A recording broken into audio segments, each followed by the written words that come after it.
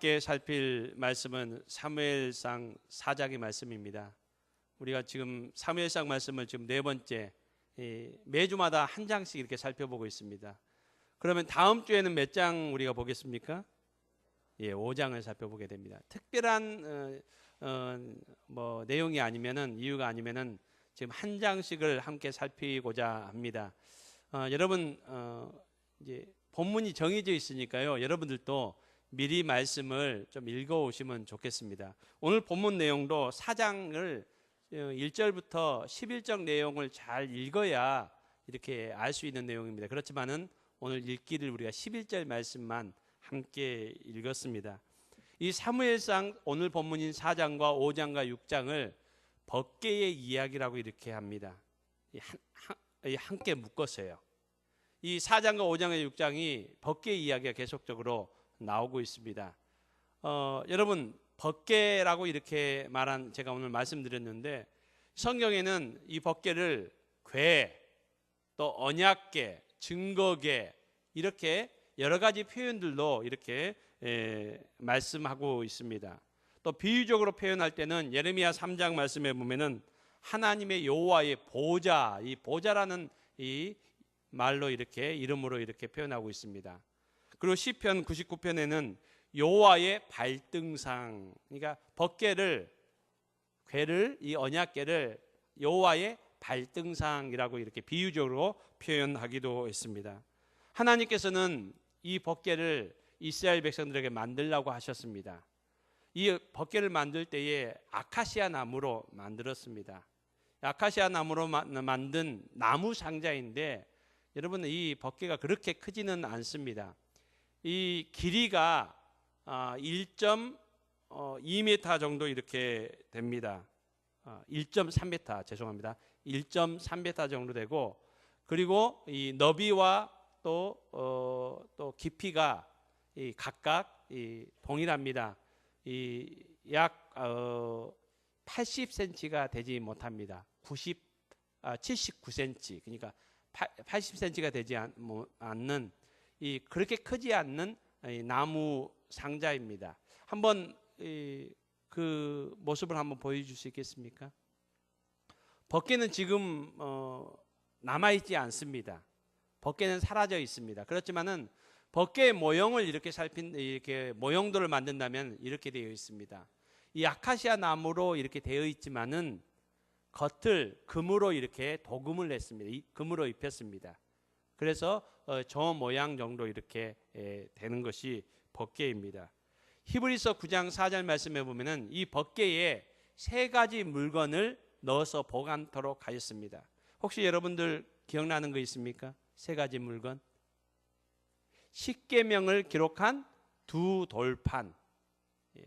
여러분 십계명을 하나님께서 시내산에서 모세에게 이렇게 주셨습니다. 말씀하실 때에 모세가 기록하게 하셨습니다. 여러분 제가 한번 질문 드릴게요. 이 법궤 안에 넣어서 보관하였던 이 두 돌판은 첫 번째 돌판일까요? 두 번째 돌판일까요? 우리 월계교회 성도님은 너무나도 성경 지식이 참 탁월하십니다. 여러분 첫 번째 하나님께서 이 두 돌판을 주셨을 때 밑에 이스라엘 백성들은 어떻게 하고 있었습니까? 모세가 시내산 가서 하나님을 만나고 하나님의 말씀 들으면서 십계명을 돌판에 새기고 있는 그 기간 동안 모세가 안 내려오니까 이스라엘 백성들이 하나님은 눈에 보이시지 않잖아요. 그러니까 이스라엘 백성들이 남아있던 아론에게 우리를 애굽 땅에서 인도한 신을 만들자 이렇게 막 요구를 하고 때를 써가지고 여러분 그때 어떤 형상을 만들었습니까? 금송아지를 만들었습니다. 모세가 내려와 보니까 이스라엘 백성들이 금송아지 앞에서 우리를 애굽 땅에서 인도한 신이다라고 이렇게 경배하고 있는 겁니다. 이 모세가 화가 나가지고 이 하나님께서 그에게 주셨던 그리고 그가 기록했던 두 돌판을 던졌습니다. 던졌어요.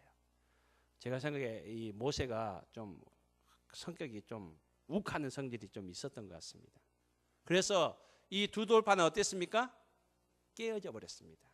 그런 후에 하나님께서 다시 모세를 시내산에 부르셔서 두 번째 돌판, 동일하게 십계명을 두 돌판에 기록하게 하셨고, 그 두 돌판이 이 법궤 안에 보관하게 된 첫 번째 물건입니다. 여러분, 두 번째 물건은 또 무엇입니까? 아론의 쌍난 지팡이. 여러분, 이것은 민수기 16장과 17장에 나와 있는 내용입니다.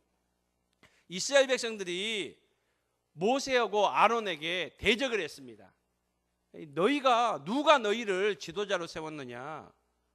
보니까 이 모세와 아론이 지식이 아는 것이 자기들과 별반 다른 거 없는 것 같아요. 또 얼굴 생긴 것도 모세와 아론이 자기들보다 잘생긴 것도 아니고, 근데 지금까지 지도자 이렇게 이스라엘 백성들을 인도하고 있습니다. 그럴 때에 이 고라를 대표를 해서 250명이 되는 대표들이 이 모세와 아론에게 물러가라 막 이렇게 데모를 했습니다. 이 데모를 하는 그 모습을 보고 하나님께서 이 모세와 아론을 대적하는 것은 하나님을 대적하는 그런 모습이었거든요. 그래서 하나님께서 불을 내셔서 이 250명을 다 불살라 죽이셨습니다. 백성들이 그 모습을 보면서 두려워하며 떨었습니다. 그렇지만은 아직까지 두려운 가운데서도 모세와 아론을 하나님께 세워주신 그 지도자들을 인정하지 않는 겁니다. 그래서 하나님께서 각 지파, 이스라엘 지파는 몇 지파로 되어 있습니까? 12지파로 되어 있습니다. 12지파에게 지팡이를 하나씩 가져오라 했습니다. 지팡이를 하나씩 다 가져오라 했습니다. 그 가운데서 레위 지파 지팡이에는 하나님께서 이름을 아론이라고 쓰라고 했습니다. 그리고 하루가 지났습니다. 하루 지나 보니까 여러분, 지팡이는 살아 있습니까? 죽어 있습니까? 지팡이는 죽은 거잖아요. 이미 지팡이가 됐으면 죽었잖아요. 생명체가 아닙니다. 그런데 아론의 지팡이에 싹이 났습니다. 그리고 꽃이 피었습니다. 그리고 살구 열매가 맺었습니다. 하나님께서 이런 기적을 보이시면서 하나님께서 살아계심과 또 하나님께서 세우신 지도자들의 권위를 하나님께서는 보여주셨습니다. 하나님 이 아론의 쌍난 지팡이를 보관케 하셨습니다. 세 번째 물건이 있었습니다. 여러분, 세 번째 물건이 무엇일까요?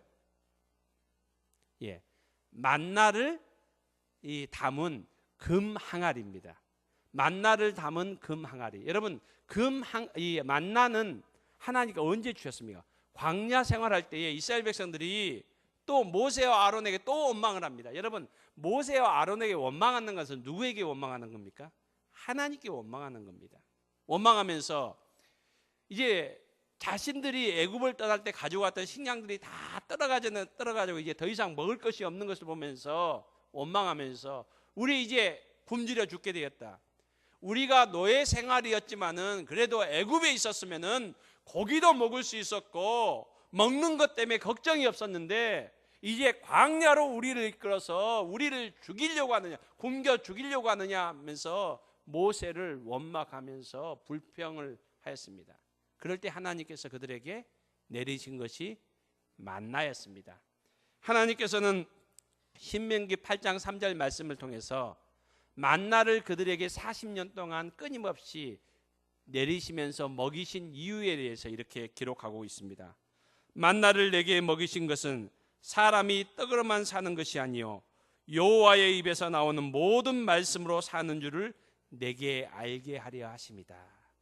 하나님의 백성은 이 땅의 것들만 가지고 사는 것이 아니라 영적인 양식, 하나님의 말씀으로 살아야 되는 백성임을 하나님께서 광야 40년 동안 만나를 통해서 그들을 알게 하셨다는 겁니다.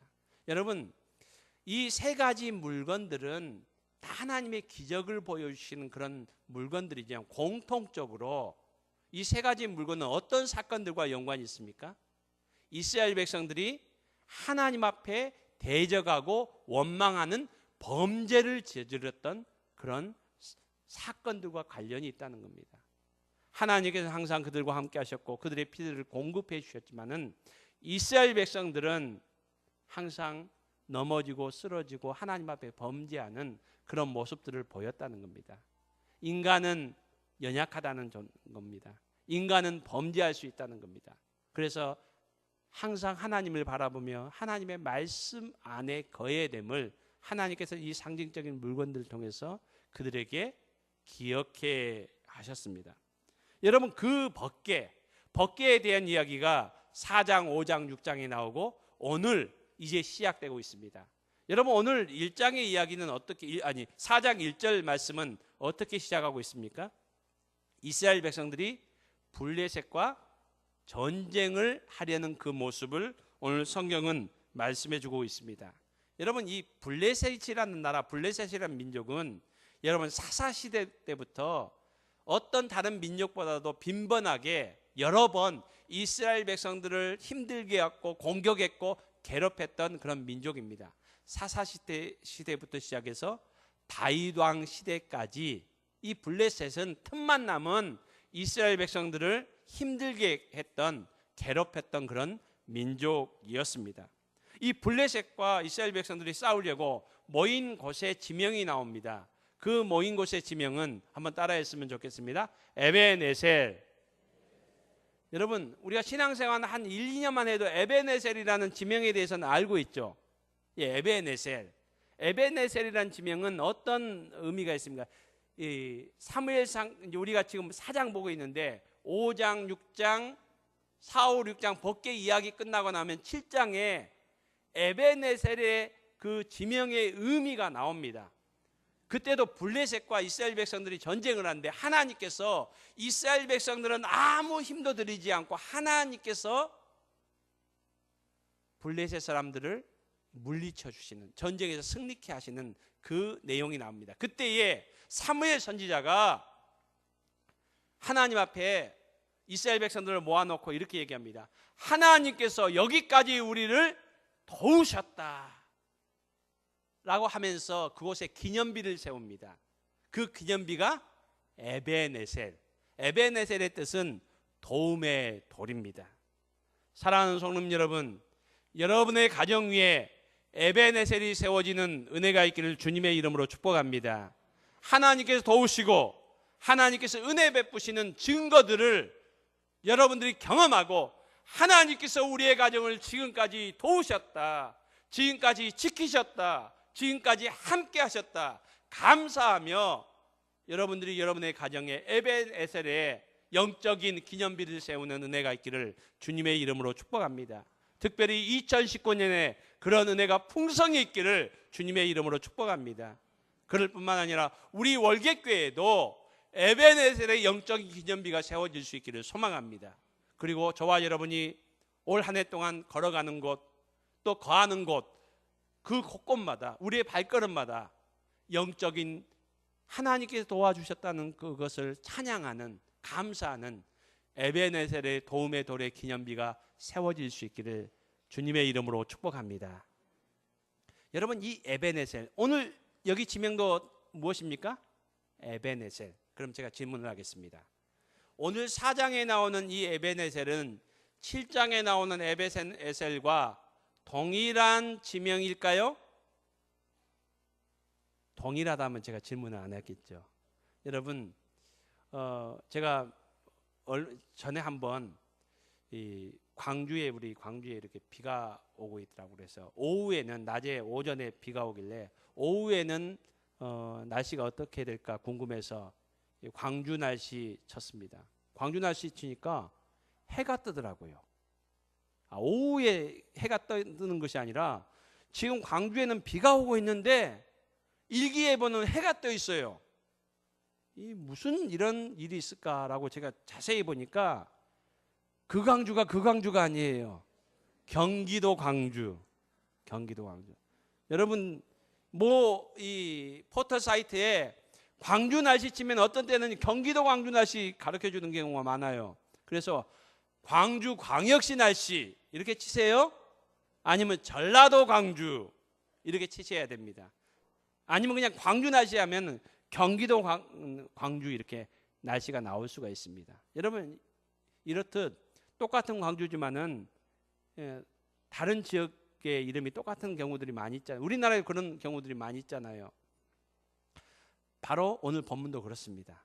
에베네셀이라는 것은 7장에 나오는 그 에베네셀과 동일한 지역은 아닙니다. 그렇지만은 이름은 똑같은 에베네셀이라는 그런 지역에서 이스라엘 백성들이 블레셋과 전쟁을 하기 위해서 지금 모여 있었습니다.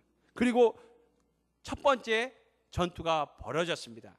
여러분, 우리가 읽지 않았지만은 오늘 본문 말씀에는 이 전투의 결과는 어떻게 됐습니까? 이스라엘이 패했습니다.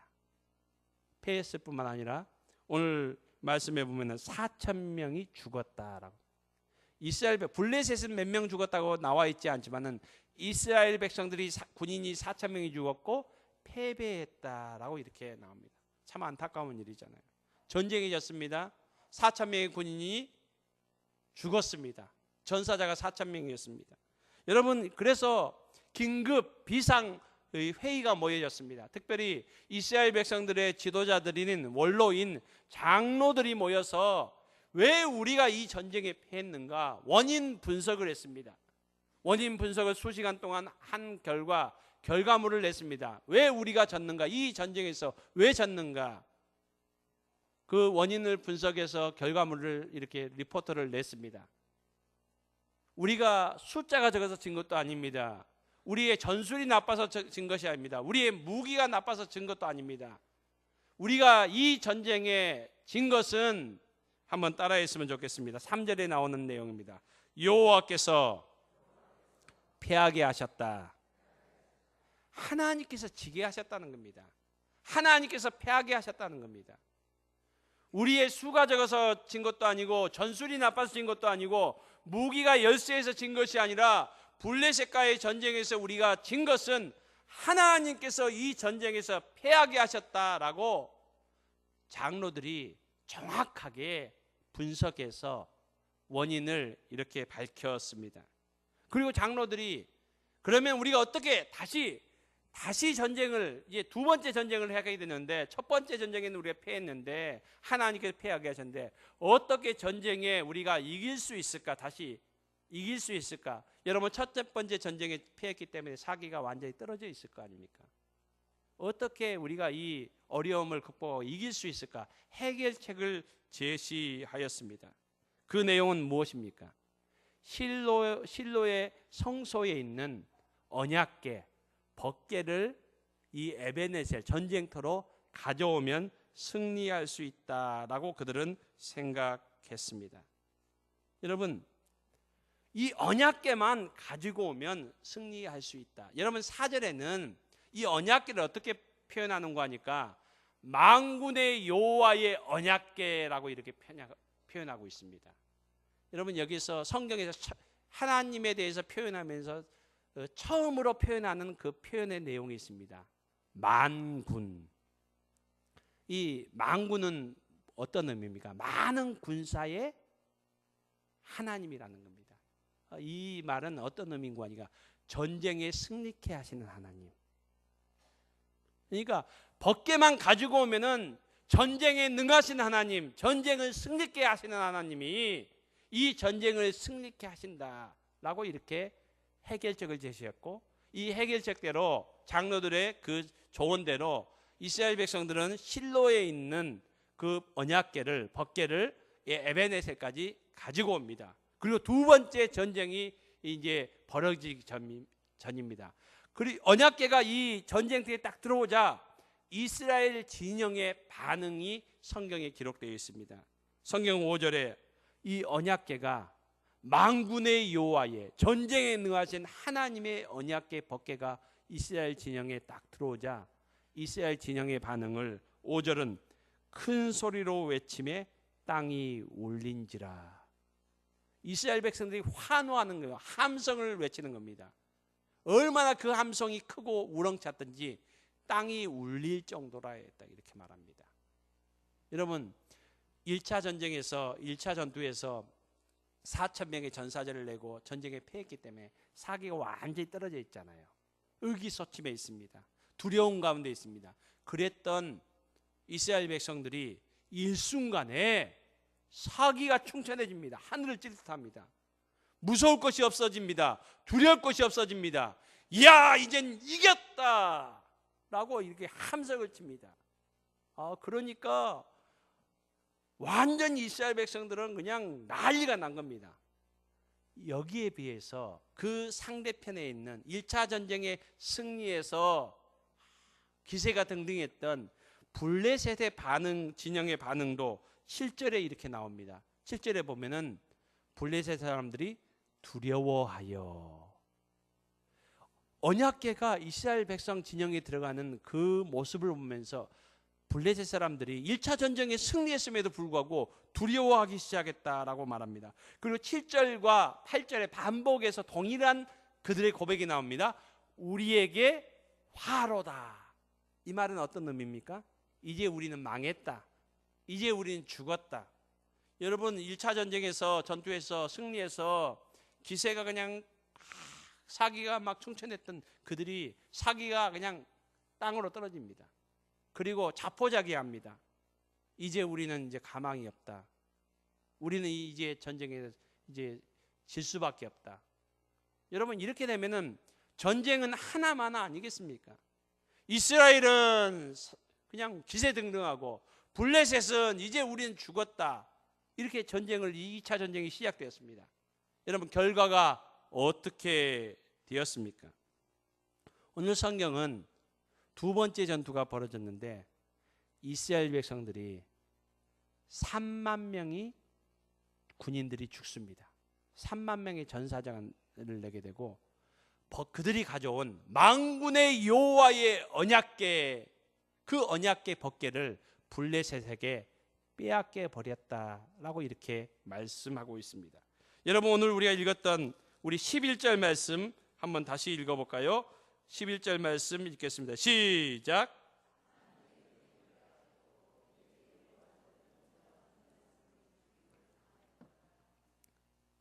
여러분, 왜 이스라엘 백성들은 패배하였습니까?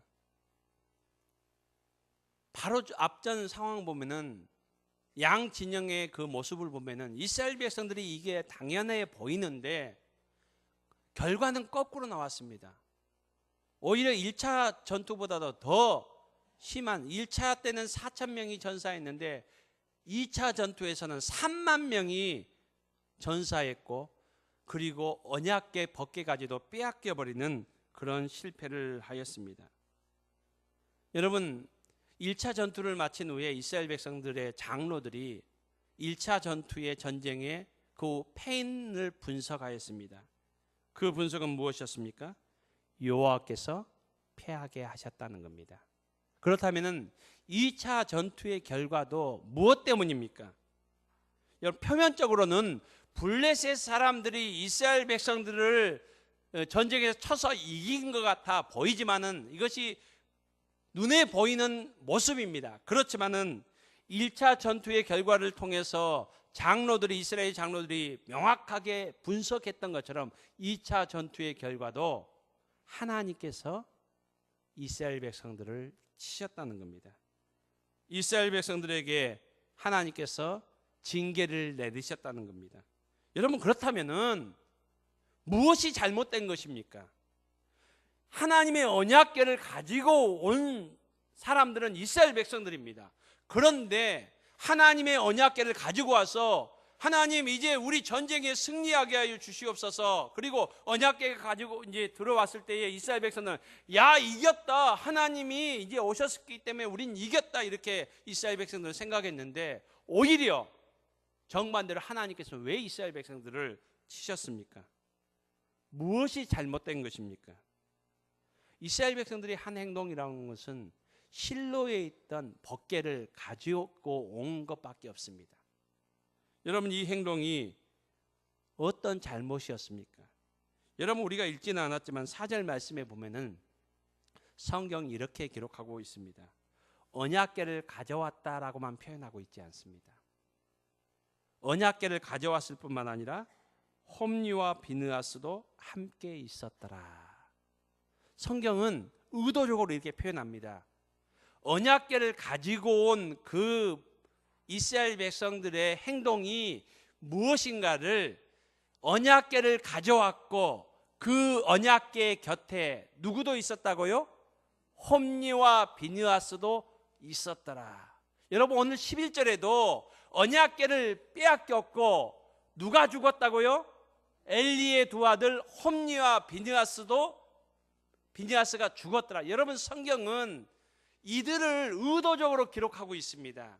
그리고 이들 두 명을 기록하면서 이 두 명은 이들 두 사람만을 얘기하지 않습니다. 이스라엘 백성들의 공동체 행동, 그들의 삶의 방식, 그들의 영적인 상태를 이 두 사람의 모습을 통해서 보여주고 있습니다. 여러분, 홈리와 비느하스는 누구입니까? 엘리 대제사장의 아들들입니다. 그리고 그 당시 제사장들이었습니다. 이들의 삶은 어떠한 삶이었습니까? 성경은 의도적으로 2장에서 이스라엘 백성들의 영적인 그 상태를 얘기하면서 그 시대에 하나님의 말씀이 희귀했다. 하나님께서 더 이상 이스라엘 백성들에게 말씀하시지 않았다는 것을 말씀하면서 누구의 삶을 얘기합니까? 홈리와 비느하스의 삶을 얘기합니다. 그들은 제사장이었지만은 그들의 행동은 어떠한 삶을 살고 있었습니까? 2장 17절 말씀은 이렇게 정의하고 있습니다. 그들의 삶은 그들의 죄가 여호와 앞에서 심히 크면 여호와의 제사를 멸시하였다. 여러분, 여기서 그들의 죄가, 홈리와 비느하스의 죄가 여호와 앞에서 심히 크다라는 말은 어린 사무엘이 하나님 앞에서 날마다 자라갔다라는 표현의 이 대조적인 표현입니다. 홈리와 비느하스는 하나님 앞에서 그들의 죄를 더 쌓아갔다는 겁니다. 컸다라는 것, 자라갔다는 다른 표현을 할 수 있습니다. 그들은 하나님 앞에서 날마다 죄악을 쌓아가는 그런 삶을 살고 있었습니다. 그리고 그들은 제사장이지만은 하나님의 제사를, 여호와의 제사를 어떻게 했다고요? 멸시했다는 겁니다. 그들의 삶 가운데 하나님은 없습니다. 하나님은 어떻게 존재합니까? 그들은 왜 하나님을 이렇게 섬기고 있습니까? 그들의 욕망, 그들의 야망을 채우는 도구입니다. 그들이 제사장으로 있는 것은 하나님을 섬기기 위해서 있는 것이 아니라 자기들의 욕심과 자기들의 욕망을 채우기 위해서 제사장 노릇을 하고 있는 겁니다. 그들은 하나님을 이용해서 자신들의 탐욕과 욕망을 대표적인 그 시대의 사람들, 어떻게 보면 그 시대의 이스라엘 백성들을 대표하는 상징적인 두 인물로 홈리와 비느하스를 성경은 우리에게 말씀하고 있습니다. 여러분, 지금 이스라엘 백성들이 언약궤를 전쟁터에 가져온 것은 무엇입니까? 장로들이 이렇게 분석을 했습니다. 장로들이 우리가 1차 전쟁을 진 것은 하나님께서 우리를 치셨다는 겁니다. 그렇다면은 문제를 해결해야 되잖아요. 문제는 뭡니까? 하나님께서 왜 우리를 전쟁에 지게 하셨고 왜 우리 전쟁을 통해서 블레셋을 통해서 우리를 치셨는지, 그 문제가 뭔지, 하나님과 우리 사이 이스라엘 백성들과의 사이의 문제가 무엇인지를, 그 문제를 먼저 해결해야 되지 않습니까? 그런데 그 문제 해결하는 데는 관심이 없습니다. 이스라엘 백성은 다른 문제 해결하는 데 관심이 있습니다. 그 문제는 무엇입니까? 전쟁에 승리하는 겁니다. 그래서 하나님의 언약궤 법궤를 가지고 왔습니다.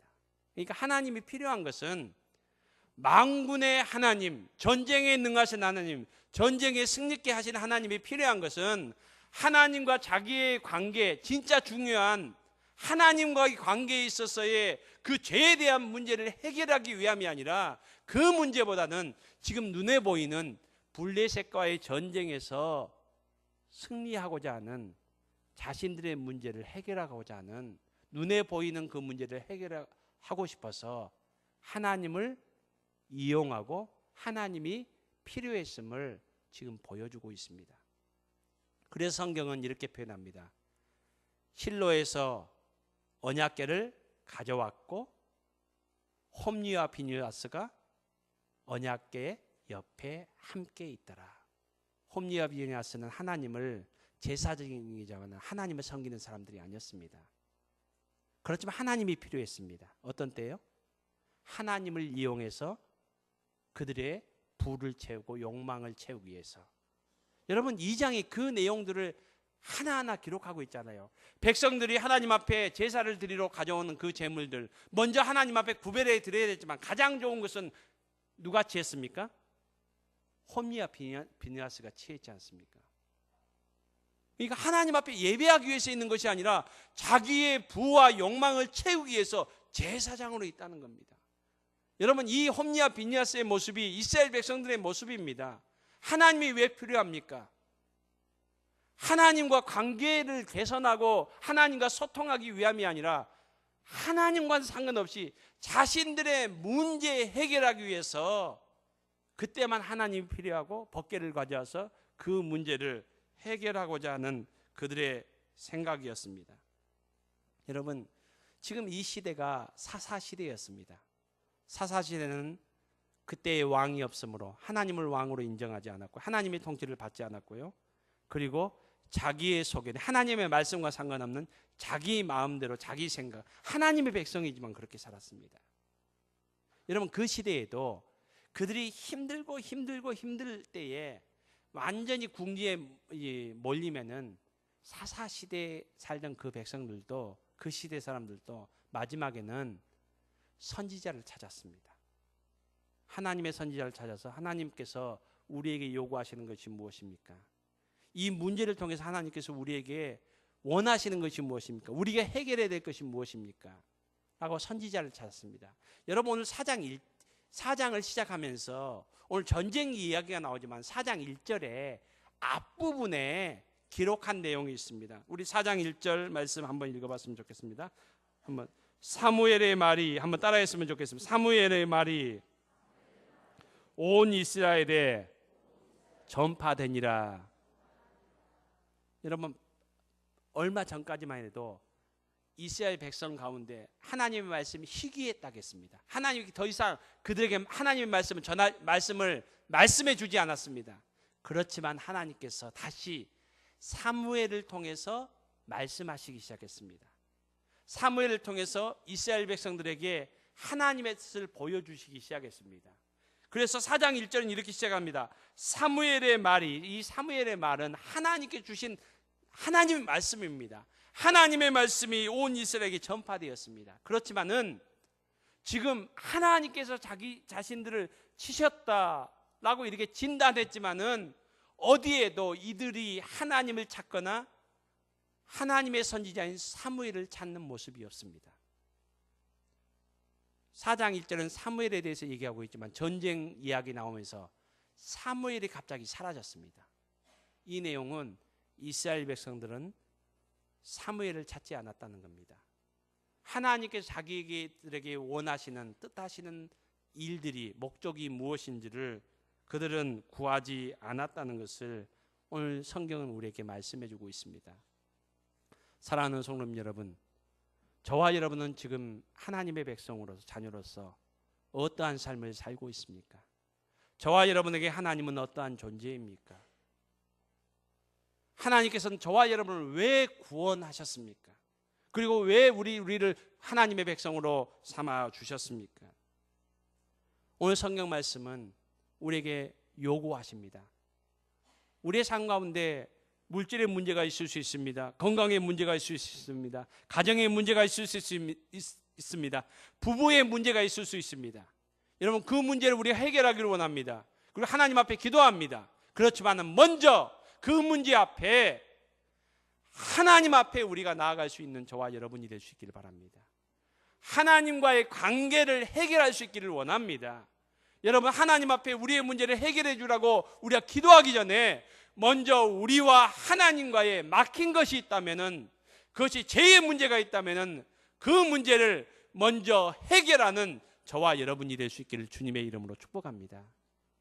하나님과의 관계를 해결하지 않고 하나님을 그들의 문제 해결의 도구, 이방 사람들이 부적을 그들이 붙이듯이 또 미신을 믿으면서 그들의 문제를 해결하는 것처럼 하나님을 그런 수단과 도구로 사용하면 안 된다는 것을 오늘 성경은 우리에게 말씀해 주고 있습니다.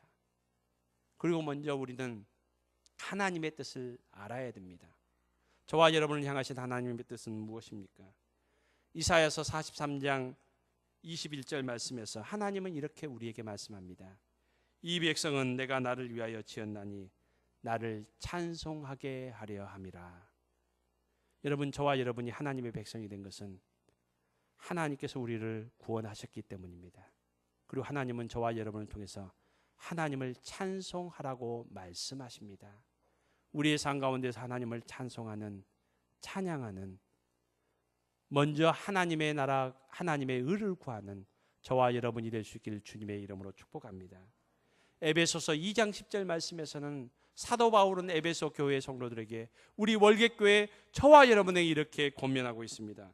우리는 그의 만드신 바라 그리스도 예수 안에서 선한 일을 위하여 지음을 받은 자이다. 저와 여러분은 선한 일을 위하여 구원받은 자들입니다. 그 선한 일은 개인마다 다 다를 수 있습니다. 개인마다 하나님께서 우리에게 주신, 우리에게 요구하시는 선한 일이 다 다양하게 다를 수 있습니다. 여러분, 저와 여러분이 먼저 우리의 문제만을 해결받기 위해서 하나님 앞에 나아가는 저와 여러분이 되지 않기를 원합니다. 먼저 하나님께서 우리를 구원하신, 우리에게 요구하시는 선한 일을 행할 수 있는 저와 여러분이 될 수 있기를 주님의 이름으로 축복합니다.